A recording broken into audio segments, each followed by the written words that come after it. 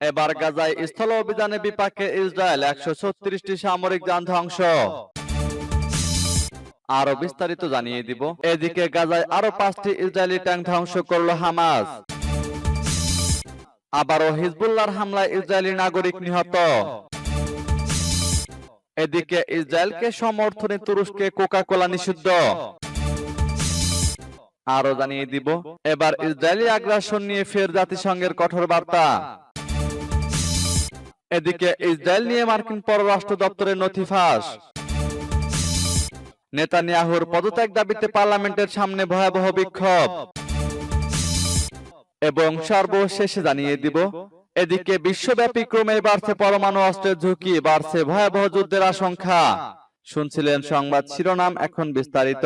তবে তার আগে অনুরোধ থাকবে, এই ভিডিওতে একটি লাইক দিন এবং কমেন্টস করে জানিয়ে দিন আপনি কোন জেলা থেকে বা কোথা থেকে আমাদের সাথে যুক্ত রয়েছেন। এবং সংবাদের সর্বশেষ গুরুত্বপূর্ণ আপডেট পেতে চ্যানেলটি সাবস্ক্রাইব করে আমাদের সঙ্গেই থাকুন। এবার গাজায় স্থল অভিযানে বিপাকে ইসরায়েল, 136টি সামরিক যান ধ্বংস। ফিলিস্তিনের অবরুদ্ধ গাজায় স্থল অভিযানে গিয়ে বেকায়দায় পড়েছে ইসরায়েলি বাহিনী। এদিকে গাজায় 1 বা 2 দিনের সাময়িক যুদ্ধবিরতি দিতে ইসরায়েল রাজি হতে পারে বলে জানিয়েছে কাতার। বুধবার হামাস ঘোষণা করেছে, গাজায় ইসরায়েলের স্থল অভিযান শুরু হওয়ার পর থেকে তারা 136টি সামরিক যান ধ্বংসের তথ্য নথিভুক্ত করেছে। হামাসের সঙ্গে সম্পৃক্ত আল আকসা টিভি চ্যানেলে সম্প্রচারিত একটি বক্তৃতায় মুখপাত্র আবু ওবায়দা বলেছেন, আমরা ইসরায়েলি স্থল অভিযান শুরুর পর থেকে সম্পূর্ণ বা আংশিকভাবে 136টি ইসরায়েলি সামরিক যান ধ্বংস করেছি। বিদেশি বন্দীদের মুক্তি করতে তারা বিমান হামলা জোরদার করে এবং গণহত্যা করছে। সম্ভাব্য বন্দী বিনিময় সম্পর্কে তিনি বলেন, আমাদের একমাত্র পদ্ধতি হলো বন্দীদের বিনিময়ের জন্য একটি ব্যাপক চুক্তি, তা সম্পূর্ণভাবে হোক বা আংশিকভাবে হোক, তা দলগতভাবে হোক। বুধবার ইসরায়েলি সেনাবাহিনী জানিয়েছে, 27 অক্টোবর থেকে অবরুদ্ধ গাজায় স্থল অভিযানের সময় 33 জন সেনা নিহত হয়েছে। একটি সামরিক বিবৃতিতে বলা হয়েছে, উত্তর গাজা উপত্যকার যুদ্ধে আর্টিলারি কর্পসের একজন সেনা নিহত হয়েছে, গুরুতর আহত হয়েছেন আরো 2 সেনা। ওই বিবৃতিতে আরো বলা হয়, উত্তর গাজা উপত্যকায় সংঘাতের সময় বিমান বাহিনীর অভিজাত শালদাক ইউনিটের আরেক সৈনিকও নিহত হয়েছে। ইসরায়েল বলেছে যে 27 অক্টোবর থেকে অবরুদ্ধ গাজায় স্থল অভিযানের সময় তাদের 260 জন সেনা আহত হয়েছে।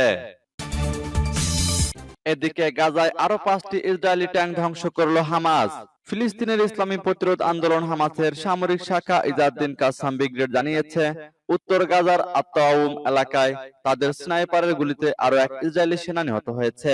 এছাড়া গাজার বিভিন্ন স্থানে আরো 5টি ইসরায়েলি ট্যাঙ্ক ধ্বংস করেছে তারা। গত 33 দিন ধরে গাজায় নির্বিচারে বোমা হামলা চালাচ্ছে ইসরায়েলি বাহিনী। তবে গাজায় ইসরায়েলের স্থল অভিযান চলছে গত 13 দিন ধরে। স্থল অভিযান চালাতে গিয়ে ব্যাপক মার খাচ্ছে দখলদার বাহিনী। বুধবার সকালে হামাসের সামরিক শাখা জানিয়েছিল, তারা 24 ঘন্টায় আশ-শাতি শরণার্থী শিবিরের কাছাকাছি এলাকায় এবং বেইত হানুনে ইসরায়েলের 15টি সামরিক গাড়ি ধ্বংস করতে সক্ষম হয়েছে। এছাড়া বিভিন্ন স্থানে ইসরায়েলের স্থল বাহিনীর গাড়ি বহরে বহু রকেট দিয়ে আঘাত হানা হয়েছে। এদিকে হামাসের আল কাসাম ব্রিগেড আজও ইসরায়েলের তেল আবিবে রকেট ও ক্ষেপণাস্ত্র হামলা চালিয়েছে। বুধবার যেসব ট্যাঙ্ক ও সামরিক যান ধ্বংস করা হয়েছে সেগুলো ধ্বংসেও ইয়াসিন 105 রকেট ব্যবহার করা হয়েছে। সূত্র পার্স টুডে। আবারও হিজবুল্লাহর হামলায় ইসরায়েলি নাগরিক নিহত। ইসরায়েলের উত্তর অঞ্চলীয় শহর কিরিয়াত সোনা পৌরসভায় হিজবুল্লাহর ট্যাঙ্ক বিধ্বংসী ক্ষেপণাস্ত্রের আঘাতে এক ইহুদি নিহত হয়েছে। ইসরায়েল নিহত ব্যক্তির নাম প্রকাশ করেছে। খবর অনুসারে নিহত ব্যক্তি 55 বছর বয়সী মির মোয়াল। ইসরায়েলি সেনাবাহিনীর জন্য পানি সরবরাহ করার সময় কিব্বুৎজ ইফতাহর কাছে তার গাড়িতে সরাসরি ক্ষেপণাস্ত্র আঘাত হানে। গাজায় সংঘাত শুরুর পর ইসরায়েলের উত্তর সীমান্তে হিজবুল্লাহর হামলায় এটা নিয়ে দ্বিতীয় ইসরায়েলি নাগরিক নিহত হলো। এবার ইসরায়েলকে সমর্থনে তুরস্কে কোকা কোলা নিষিদ্ধ। তুরস্কের পার্লামেন্ট এলাকার সব দোকানে বহুজাতিক প্রতিষ্ঠান কোকা কোলা ও নেসলের পণ্য বিক্রি নিষিদ্ধ করা হয়েছে। ফিলিস্তিনের গাজায় চলমান যুদ্ধে ইসরায়েলকে সমর্থন দেওয়ার অভিযোগে তুরস্কের পার্লামেন্ট এ সিদ্ধান্ত নিয়েছে। বার্তা সংস্থা রয়টার্সের প্রতিবেদন থেকে এ তথ্য জানানো হয়েছে। মঙ্গলবার তুরস্কের পার্লামেন্টের বিবৃতিতে বলা হয়েছে, ইসরায়েলকে সমর্থন দেওয়ায় পার্লামেন্ট এলাকার রেস্তোরাঁ, ক্যাফেটেরিয়া ও চায়ের দোকানে দুই প্রতিষ্ঠানের পণ্য বিক্রি বন্ধ করার এ সিদ্ধান্ত নেওয়া হয়েছে। রয়টার্স বলেছে, পার্লামেন্টের স্পিকার এ সিদ্ধান্ত নিয়েছে। বিবৃতিতে নিষিদ্ধ কোম্পানিগুলোর নাম উল্লেখ করা হয়নি। তবে পার্লামেন্টের একটি সূত্রের মাধ্যমে রয়টার্স জেনেছে, প্রতিষ্ঠান দুটি হলো কোকা-কোলা ও নেসলে। খাদ্য তালিকা থেকে কোকা-কোলার পানীয় ও নেসলের কফি বাদ পড়েছে। সূত্রটি বলেছে, পার্লামেন্টের স্পিকারের কার্যালয় জনরোষের প্রতি উদাসীন থাকেনি। পার্লামেন্টের ক্যাফে এবং রেস্তোরাঁগুলোতে মেনু থেকে এসব প্রতিষ্ঠানের পণ্য সরিয়ে নেওয়ার সিদ্ধান্ত নিয়েছে। গাজায় অমানবিক হামলা শুরুর পর থেকেই সামাজিক যোগাযোগ মাধ্যমে ইসরায়েলি এবং ইসরায়েলকে সমর্থন দেয় এমন পশ্চিমা কোম্পানির পণ্য বর্জনের আহ্বান জানিয়ে আসছেন অনেকে। সেই আহ্বানের অংশ হিসেবে তুরস্কের পার্লামেন্ট এমন সিদ্ধান্ত নিয়েছে বলে ধারণা করা হচ্ছে। এদিকে ইসরায়েলি আগ্রাসন নিয়ে ফের জাতিসংঘের কঠোর বার্তা। ফিলিস্তিনের গাজায় ইসরায়েলি বর্বর হামলায় প্রতিনিয়ত বাড়ছে নিহতের সংখ্যা। হামাস ও ইসরায়েল যুদ্ধ শুরুর পর গাজায় 10,000-এর বেশি মানুষ নিহত হয়েছেন। এর মধ্যে শিশু ও অপ্রাপ্তবয়স্কদের সংখ্যা 4,000-এর বেশি। চলমান সংঘাতে এক সংখ্যক বেসামরিক মানুষের নিহতের সংখ্যা। আবারও ইসরায়েলের কঠোর সমালোচনায় পড়েছেন জাতিসংঘের মহাসচিব অ্যান্টোনিও গুতেরেস। বুধবার সংবাদ মাধ্যম আল জাজিরার প্রতিবেদনে এই তথ্য জানানো হয়েছে। জাতিসংঘ মহাসচিব বলেন, গাজায় ইসরায়েলি হামলায় হাজার হাজার বেসামরিক মানুষের প্রাণহানি হচ্ছে। এত অধিক বেসামরিক মানুষের প্রাণহানি বলে দিচ্ছে ইসরায়েলের সামরিক অভিযানে স্পষ্টত কিছু ভুল রয়েছে। অ্যান্টোনিও গুতেরেস বলেন, হামাস যখন নিরপরাধ ফিলিস্তিনিদের মানব ঢাল হিসেবে ব্যবহার করে তখন তারা আইন লঙ্ঘন করে বলে অভিযোগ করা হয়। কিন্তু ইসরায়েলের বেসামরিক অভিযানে নিহত বেসামরিক নাগরিকদের সংখ্যার দিকে তাকালে দেখা যায় স্পষ্টতই সেখানে কিছু রয়েছে। নিউ ইয়র্কের রয়টার্স নেক্সটকে দেওয়া এক সাক্ষাৎকারে গুতেরেস আরো বলেন, আমরা গাজায় কয়েকদিনে হাজার হাজার শিশুকে হত্যা করতে দেখেছি। বুধবার গাজার স্বাস্থ্য মন্ত্রণালয় জানিয়েছে, গত 7 অক্টোবর থেকে গাজায় ইসরায়েলি হামলায় অন্তত 10,569 ফিলিস্তিনি নিহত হয়েছেন। এর মধ্যে 4,324 জন শিশু রয়েছে। অন্যদিকে হামাসের হামলায় ইসরায়েলে 1,400 ব্যক্তি নিহত হয়েছেন। এবার ইসরায়েল নিয়ে মার্কিন পররাষ্ট্র দপ্তরের নথি ফাঁস।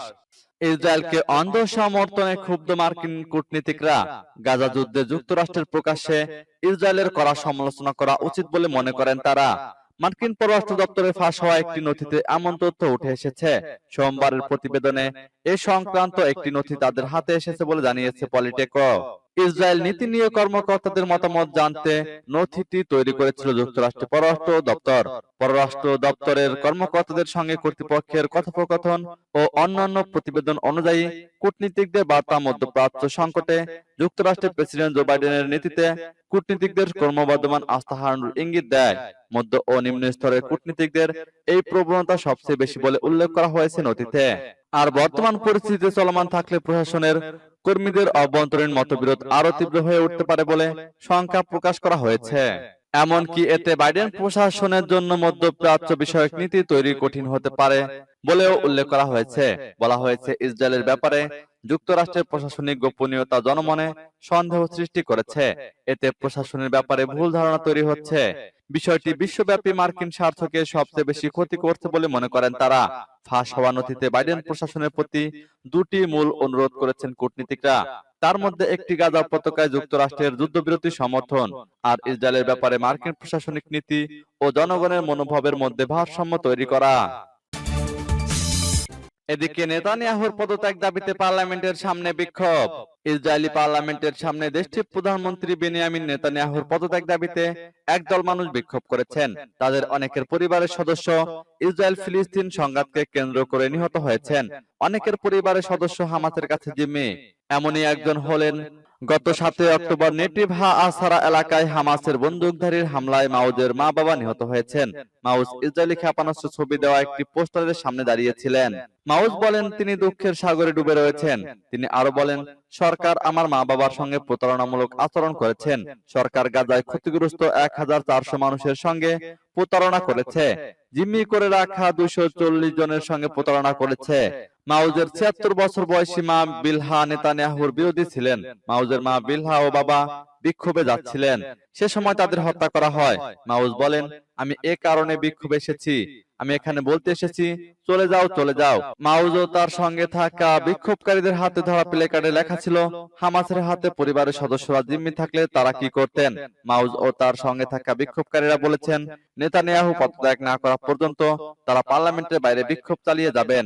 ইসরায়েলের পার্লামেন্টের বাইরে রাস্তায় বিক্ষোভকারীরা তাঁবু বসিয়েছেন। বিশ্বব্যাপী ক্রমেই বাড়ছে পরমাণু অস্ত্রের ঝুঁকি, বাড়ছে যুদ্ধের আশঙ্কা। বিশ্বব্যাপী ক্রমেই জোরালো হচ্ছে পরমাণু অস্ত্রের ঝুঁকি। নিউক্লিয়ার বোমার ব্যবহার সংযত রাখতে যেসব চুক্তি কার্যকর ছিল, সেগুলো থেকে নিজেদের প্রত্যাহার করে নিচ্ছে শীর্ষ শক্তিধর দেশগুলো। পারমাণবিক অস্ত্রের ভান্ডার সমৃদ্ধ করছে তারা। এমন পদক্ষেপ গণবিধ্বংসী এই হাতিয়ার ব্যবহারের ঝুঁকি বাড়ার ইঙ্গিত বলেই মনে করেছেন বিশ্লেষকরা। ধারণা করা হচ্ছে এটি পুরো মানবজাতির জন্যই ভয়াবহ বিপর্যয় বয়ে আনবে। খবর সংবাদ সংস্থা এপির।